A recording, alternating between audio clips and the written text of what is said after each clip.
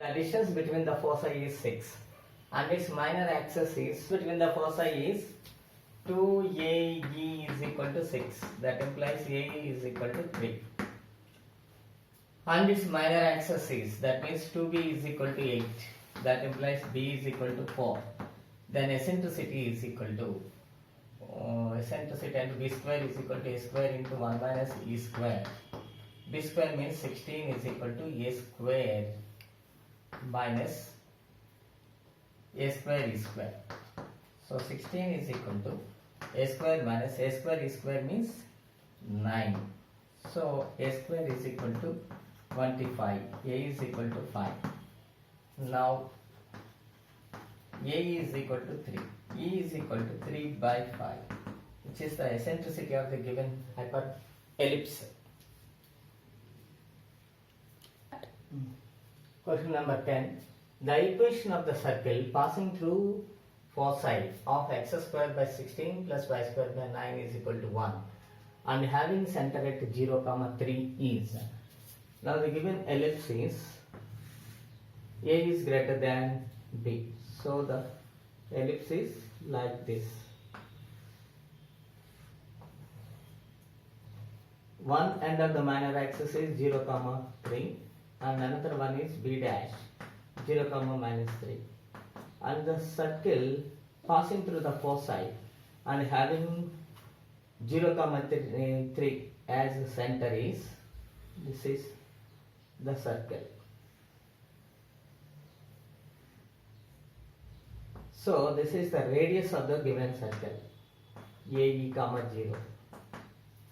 So here we want to find eccentricity. E square is equal to A square minus B square by A square. That is 16 minus 9 by 16 is equal to 7 by 16.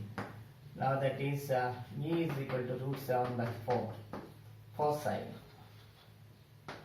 As AE, 0 is equal to root 7, 0. Now radius of the circle small r is equal to square root of 0 minus root 7 whole square plus 3 minus 0 whole square. So that is square root of 7 plus 9, 14 and 16, that is 4. R is equal to 4. Equation of the circle.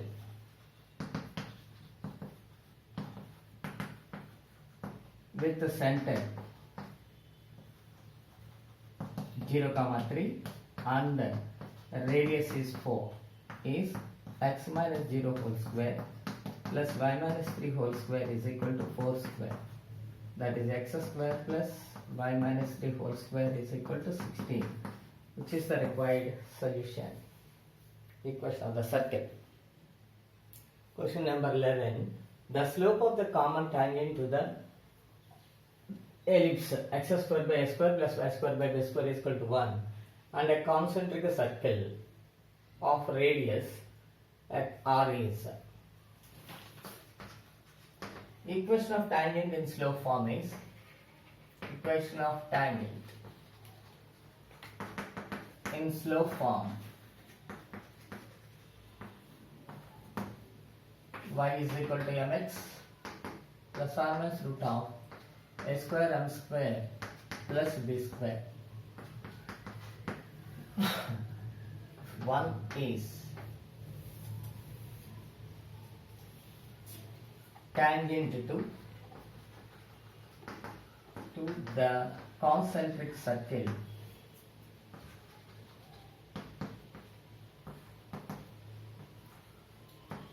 x square plus y square is equal to r square. Apply condition is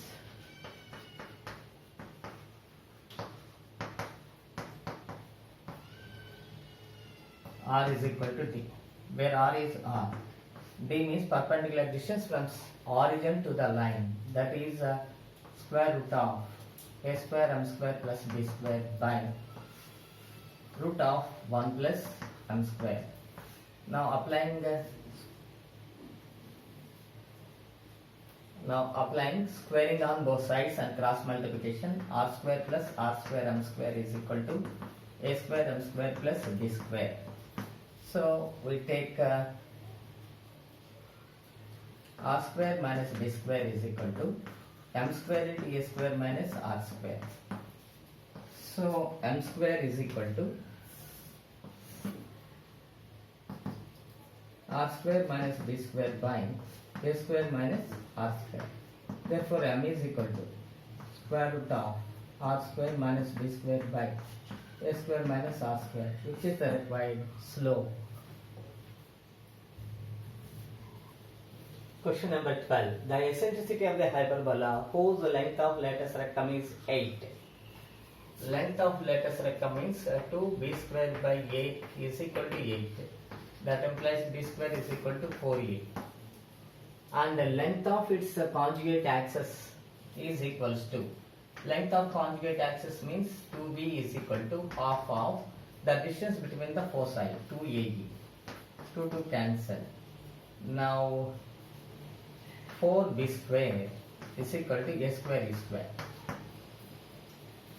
Now 4b square means 4 into 4a is equal to a square e square. Then its eccentricity 16 is equal to a into e square.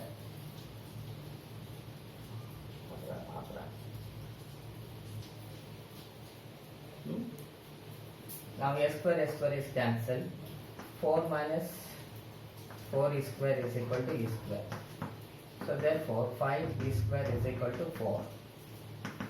E is equal to 2 by root 5, which is the required eccentricity of the hyperbola. Question number 13.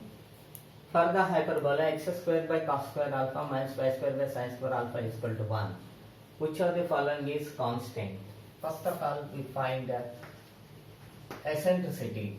E square is equal to cos square alpha minus plus sin square alpha by cos square alpha. That means E is equal to secant alpha, which is constant. For different values of alpha, we get different eccentricity. So it is not a constant value. One is wrong. We take it to directrix. Directrix means x is equal to a by e, where a means cos alpha by secant alpha, that is cos square alpha, which is also not a constant. So for the third one, axis of vertex plus or minus cos alpha comma 0. This is also not constant. For different values of alpha, we get different vertices. Now fourth one, axis of foci. Foci means AE comma 0. That is called A means cos alpha, E means secant alpha, comma 0. Both are cancelled. 1 comma 0. For any value of alpha, foci, axis of foci is constant. So it is the correct one.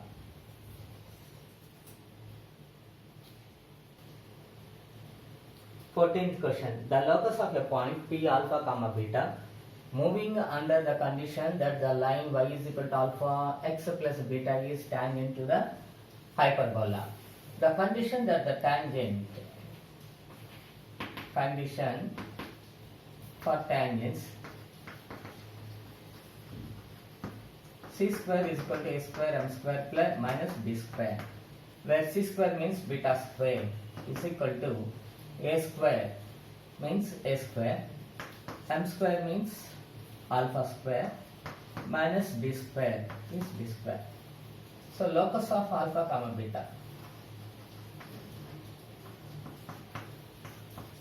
is y square is equal to a square x square minus b square.